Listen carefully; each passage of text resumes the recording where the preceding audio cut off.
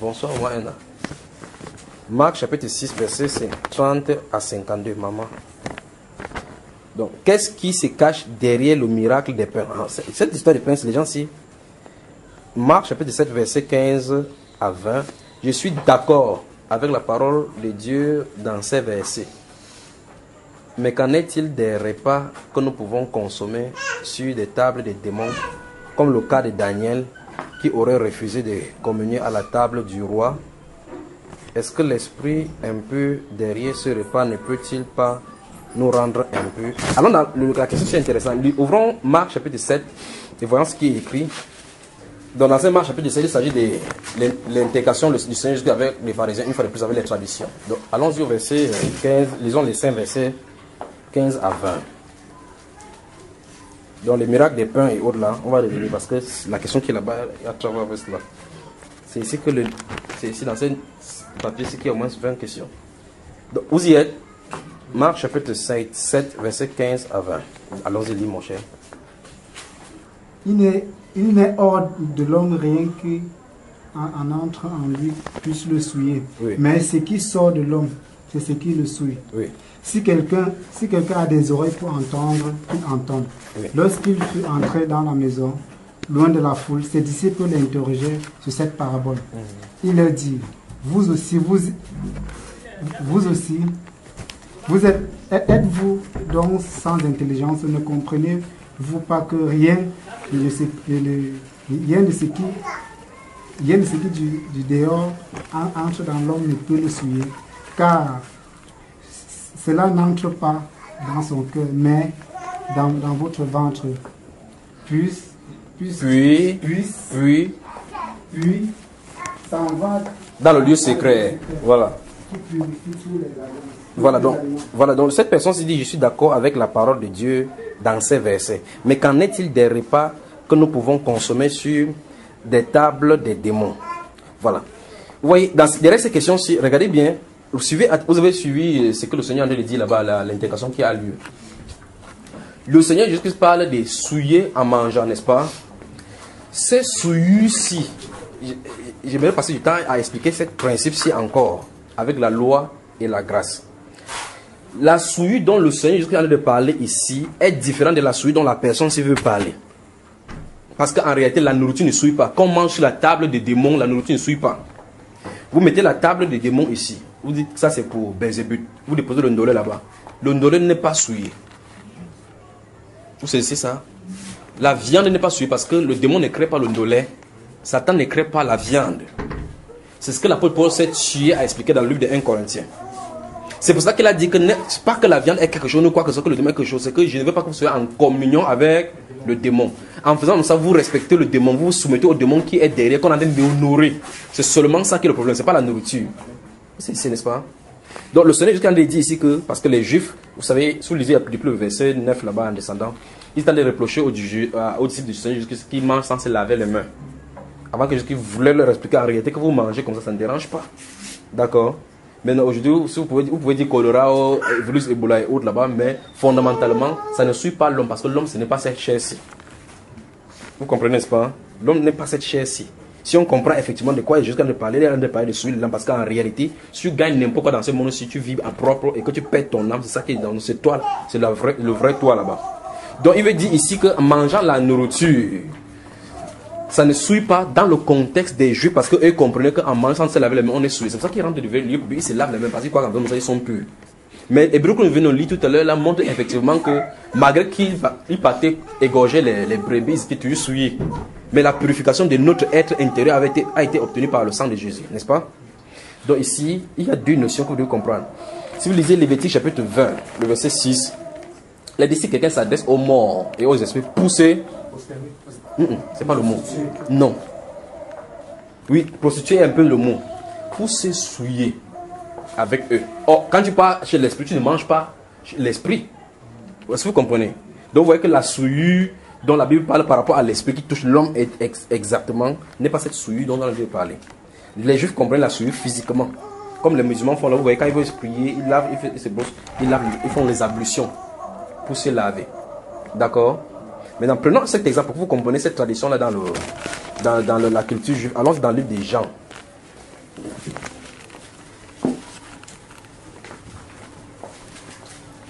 Jean au chapitre 13. Que Dieu vous bénisse. Que Dieu vous bénisse. Dans Jean au chapitre 13, il est question de l'histoire du lavage de pieds. Donc, vous osez savoir ce qu'il y a là-bas. Je vais aller dans un verset parce que le Seigneur, ça concerne le Seigneur Jésus-Christ encore. Regardez. Regardez. On y va. Bon. Quand le Seigneur Jésus-Christ en train de laver les pieds, il faut que... Regardez au verset 7. Jésus lui répondit, ce que je fais, tu ne le comprends pas maintenant, mais tu le comprendras bientôt. Pierre lui dit, non, jamais, tu ne me laveras les pieds. Souvenez-vous, le Seigneur qui lavait les pieds, il arrivait sur l'apôtre Pierre, il a refusé que tu ne peux pas me laver les pieds. Mais écoutez ce que le Seigneur Jésus va dire. Jésus lui répondit, si je ne te lave pas, tu n'auras point de part avec moi. Simon Pierre lui dit, Seigneur, non seulement les pieds, mais encore les mains et la tête. Jésus lui dit, celui qui est lavé n'a besoin que de se laver les pieds pour être entièrement. Voilà, maintenant, vous voyez le langage du Seigneur Jésus-Christ. Il dit que lorsque tu laves, ça veut dire que comme je suis lavé comme ça, s'il rentre le soir, je n'ai plus besoin de les me relaver encore tout le corps. Je lave seulement mes mains et mes pieds, certainement parce qu'il salue les gens. Il dit pour être en quoi? Entièrement. Maintenant, lisez, ouvrez Jean chapitre 15. On y va. Ah, mais c'est déjà, ça vient de tout départ là maintenant. Frère, lis-moi le verset 3 rapidement et à haute voix. Déjà, vous êtes purs à cause de la parole que je vous ai annoncée. Oui, effectivement, que ici, on parle encore de la purification de tous des êtres humains. Mais la purification dont le Seigneur a parlé dans Jean chapitre 15, que tu viens de lire, n'est pas la purification dont il a parlé dans Jean chapitre 13. Dans Jean chapitre 13, il a parlé du nettoyage du corps. C'est-à-dire que vous avez si vous avez votre drap blanc, on peut monter avec le drap avec la boue au pied. Donc, il n'y a pas de puce. N'allez pas laver le pied en disant quand il lave comme ça, le pied, je suis pur. Que quand il entre dans l'eau du baptême, quand il sort, je suis pur. Parce qu'on peut te baptiser dans l'eau qui est sale, effectivement. Donc, dans Jean chapitre 13, verset 7 et suivant là, il dit à Pierre, parce que Pierre s'est rendu compte que, parce que Jésus lui a dit que tu tentes, si tu ne laves pas, tu ne viens plus avec moi. Il dit que non, si c'est pas mal, les pieds, même la tête, même tous les mains. Il dit que non, celui qui s'est déjà lavé, il lui manque seulement de laver les pieds pour être entièrement pur. Frère, il y a quelque chose encore à développer là-bas par rapport à pourquoi le Seigneur Jésus dit qu'il faut laver les pieds. Vous voyez là, ça, n'est-ce pas? Ah. Ok. Permettez-moi un de ces jours noter que je puisse enseigner sur cette notion-ci. Pourquoi c'est laver les pieds pour être pur? D'accord? Pourquoi le lavage des pieds? Pourquoi on parle de cela? Donc, laissez-la qu'elle soit libre. Donc, la Bible nous enseigne ici. Je crois que vous avez vu les deux notions, n'est-ce pas? Dans Jean 15, il a déparlé que déjà vous êtes pur à cause de la parole que vous êtes annoncée. Or, il a déparlé, comme j'en ai parlé, ça purifie. Et là, maintenant, jusqu'à de faire une action physique, il peut dire qu'il faut qu'on lave ce pied pour qu'il soit pur. Donc, ici, il s'agit de la purification de la chair. L'autre parole qui a de purifier n'est pas la purification de la chair. C'est le vrai être là-bas. D'accord? Donc, vous voyez, effectivement, le cas des purs et impurs ici, souillé et souillé, il faut faire attention. D'accord? C'est pour cela que quand les gens ne comprennent pas ces deux notions-ci, on est étonné. Parce que même les chrétiens, il y a des chrétiens qui sont là qui ne mangent pas le porc parce qu'ils disent que le porc est souillé. Parce qu'on dit que c'est les aliments impurs. C'est ça, voici les choses qui embrouillent les chrétiens. Vous voyez, les chrétiens disent que non. Parce qu'on dit clairement, vous lisez là-bas, il dit qu'après le sabbat, on dit que les ennemis qui vont s'attacher à moi dans ces livres d'Ésaïe et ceux qui ne mangent pas le porc, dit que l'affaire du porc, ils peuvent faire comme ça là que c'est grave. Hein. C'est pas comme ça. D'accord? C'est pas comme ça. Vous voulez manger votre porc, mangez votre porc. Si vous ne voulez pas manger, ne mangez pas, sachant que personne ne vous a interdit. Et si quelqu'un mange ici à côté de vous, ne le dérangez pas. D'accord? Et donc, c'est parce qu'en manger le porc, ça ne peut pas toucher son être. Parce que s'il y avait possibilité d'essayer de purifier soi-même, de purifier la chair et qu'on soit agréable à Dieu, le Seigneur qui ne serait pas venu pour mourir. C'est parce que purifier l'âme là, il faut seulement son sang. Vous comprenez, n'est-ce pas? C'est pour ça que lui, il a dû venir. Et c'est la purification de l'âme qui est importante devant le Seigneur. Est-ce que vous comprenez? Voilà. Je crois que cette chère personne, la question est finie. Bon, la première question, il s'agissait du pain. Qu'est-ce qui se cache derrière le miracle des pains? Donc on va revenir parce que les questions là. C'est ici là maintenant que question. Jusqu'à hier, la suite ici. C'est fort. Première question ici. Oui, mon frère. Oui. Le plus souvent, nous voyons cumulément dans certaines cultures, comme au Cameroun, on prend la viande, comme par exemple le funérail. Les gens, parfois, ils vont parler sur la viande et après, ils vont se parler pour distribuer. Oui. Et dans ce cas, puisque la parole nous dit de s'abstenir de toute chair qui a été sacrifiée aux idoles, oui. Dans ce cas où les gens veulent déjà célébrer ce truc funéraire et autres, et qui parlent des trucs sur la viande. Oui. Et après, ils vous distribuent. Parfois, on peut même envoyer dans des familles. Et que les gens mangent. Est-ce qu'il faudrait s'abstenir de ce repas où on peut manger? Bon, maintenant, je réponds comme mon grand frère a répondu. Si tu apportes ta viande du funérail, si on apporte, ça te dérange. Si tu ne sais pas quoi faire avec, tu connais la maison où j'habite. Hein? C'est mon grand frère qui a dit cela. Tu veux qu'on suive ce qu'il a dit, on lit ce qu'il a dit. Suivez attentivement. Oui, on va lire la lisons parce que il faut pas que c'est mon grand frère. Lisons 1 Corinthiens. Arrête comme ça, maman. Merci. 1 Corinthiens. Il dit, souvenez-vous de vous, parce qu'il y a beaucoup plus, il y a les bamélés partout là. Si vous avez les viandes ou bien n'importe quel, les poissons de Ngondo, si ça vous dérange, vous savez où me trouver. Voilà.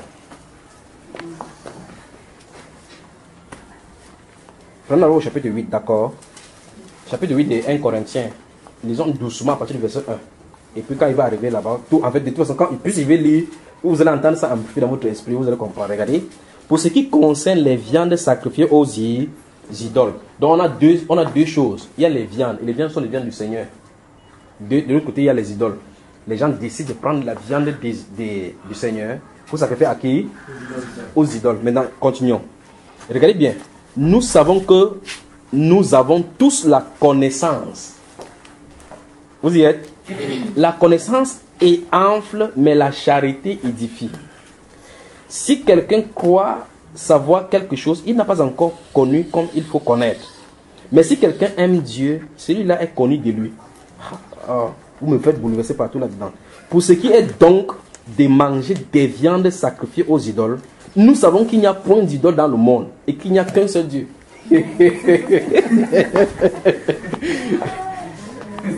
Ok, je pose la question. Répondez-moi seulement par oui ou par non. D'accord?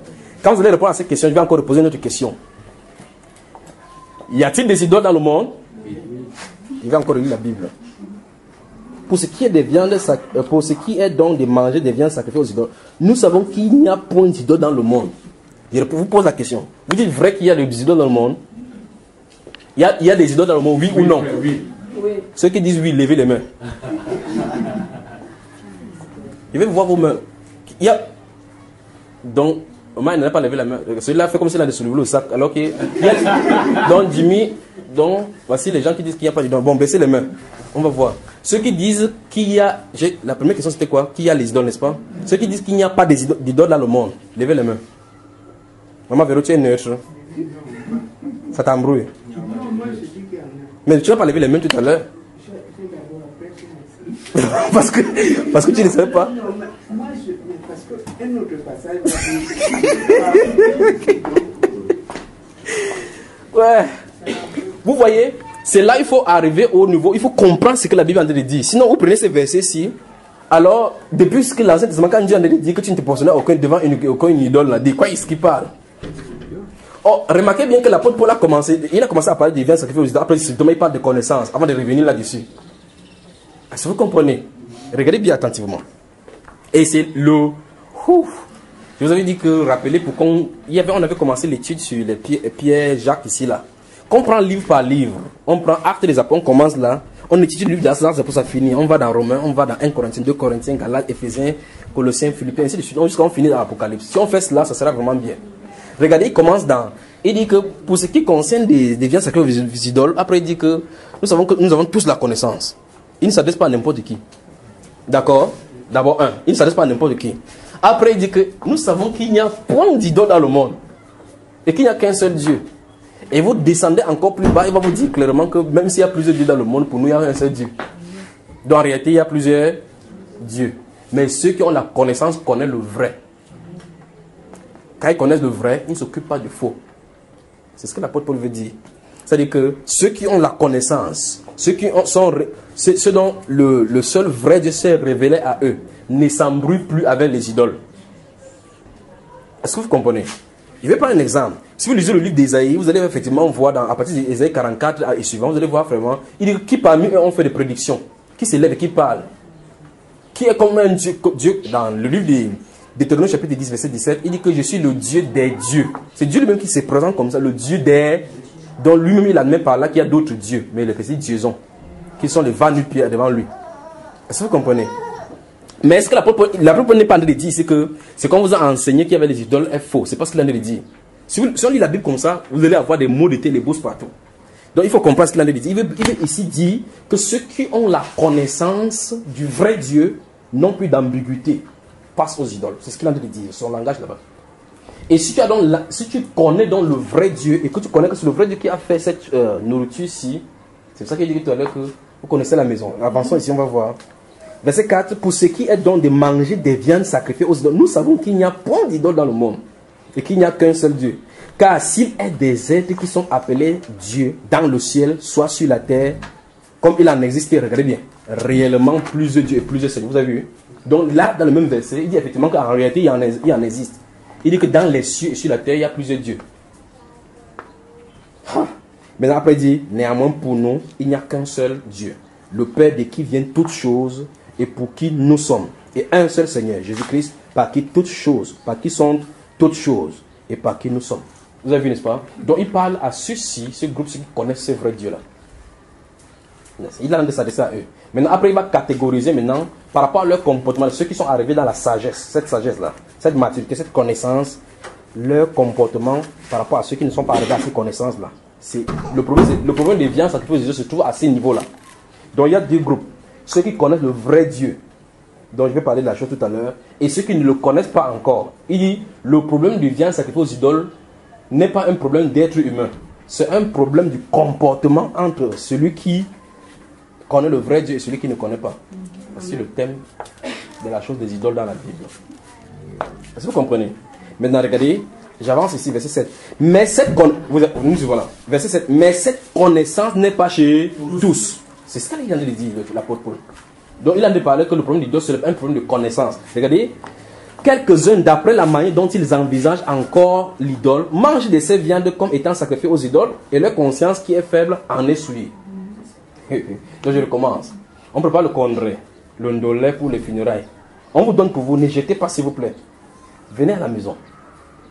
Je vous dis déposer là-bas. Sortez, je vais prier pour vous. Et puis je vous dis plus tard ce que c'est devenu. D'accord? Regardez bien. Verset 8. Ce n'est pas un aliment qui nous rapproche de Dieu. Vous y êtes? Ce n'est pas un aliment qui nous rapproche de Dieu. Si nous en mangeons, nous n'avons rien de plus. Si nous n'en mangeons pas, nous n'avons rien de moins. Or, il ne parle pas d'une simple nourriture, il parle de la même nourriture dont on a parlé. Viens de sacrifier aux idoles. Fondamentalement, c'est le fait qu'on dit aux gens qu'ils n'est pas pour finalement manger. Le niveau bas de l'évangile s'arrête là. Parce qu'il faut qu'on les évite d'aller communier avec les idoles. Fondamentalement. Mais la connaissance dont je viens de parler ici, si vous avez le ndolé, venez à la maison avec. Regardez ici. Regardez bien. Verset 9 d'abord. Prenez garde toutefois. C'est là où je vous ai dit que c'est le terrain là-bas où il voulait expliquer. Prenez garde toutefois que votre liberté ne devienne une pierre d'achoppement pour les faibles. Donc il y a deux catégories de personnes. Ceux qui ont la connaissance du fait que la statue, si je peux botter ça de pied. Et que la nourriture, c'est la nourriture de mon Père. Au nom de Jésus que je te remercie, Père, pour ce repas. Et il fait de ça ce qu'il est question. Mais maintenant, quand il fait comme ça, et qu'il voit que maman Anna est là, je dis, oh, mais c'est pas incroyable. Maman Anna va regarder, et puis si quelqu'un est là-bas. Après, quand il se tourne, je fais quoi après? Voilà. Il dit, verset 10, car si quelqu'un te voit, toi qui as quoi? Je vous ai dit, faites attention avec le langage de mon grand frère. Qui a de la connaissance assis dans un temple d'idole. Dites maintenant dans un funérail, n'importe quoi, où est, n'est-ce pas? Sa conscience à lui qui est faible ne le portera-t-elle pas à manger des viandes sacrifiées aux idoles? Et ainsi le faible périra par ta connaissance. Vous avez vu, n'est-ce pas? Le frère pour lequel Christ est mort. En péchant de la sorte contre le frère et en blessant leur conscience faible, vous péchez contre Christ. Vous avez suivi? C'est pour ça qu'il dit apportez à la maison, après vous sortez. Verset 13, c'est pourquoi, si un aliment scandalise mon frère, je ne mangerai jamais de viande, afin de ne pas scandaliser mon frère. Vous avez compris, n'est-ce pas? Voilà. Ça va mon frère là? C'est bien, n'est-ce pas? Oui. Je ne sais pas rapport à cela. Parce que je comprends bien. Si... Donc, comme il dit là, c'était pas clair, frère. Ah, j'ai une question. Parce que je comprends bien. Non, sans lui, donc, comme ce qu'il dit là, c'est pas clair. Parce que s'il dit qu'il veut comprendre, mais ça se passe qu'il faut qu'il explique encore un peu plus clair, c'est ça, non? Oui, vas-y Si alors. par exemple, quelqu'un de chez moi va au village, vient chez moi avec, comme on dit parfois le bœuf. Là, on dit bien que bon, voici l'élément vraiment que lorsqu'on a, comme parfois on tue la chèvre, On partage. Oui, on s'accuse d'abord Aux ancêtres. Oui, aux ancêtres, de coups. Oui. On partage. Oui. Il y a avec beaucoup de fois, voici la chèvre, qu'on a sacrifié au crâne, on a partagé, c'est pour toi. Donc. Frère Jimmy, si on apporte ça, dis-le que ce n'est pas bien d'aller assister aux funérailles. Ne faites pas de ces choses. D'accord? Tu apportes ces viandes à la maison. Oui, là, le papier que j'avais ici, là. C'est ça. D'accord, frère Jimmy? C'est ça que tu as bien compris cette fois-ci. Je crois que pour les viandes sacrifiées aux idoles et puis les funérailles, vous n'aurez plus jamais de problème, n'est-ce pas?